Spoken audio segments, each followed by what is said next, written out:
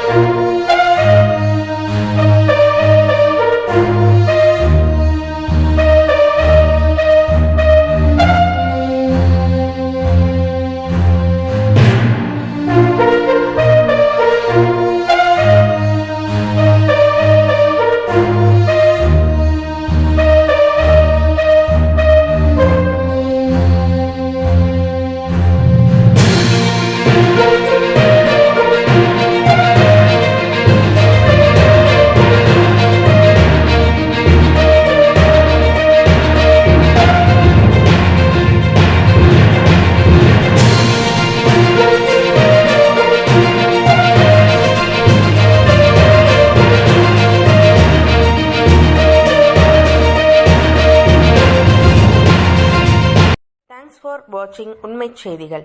நெல்லை செய்திகளை உடனுக்குடன் தெரிந்து கொள்ள சேனலை சப்ஸ்கிரைப் பண்ணுங்க, லைக் பண்ணுங்க, ஷேர் பண்ணுங்க.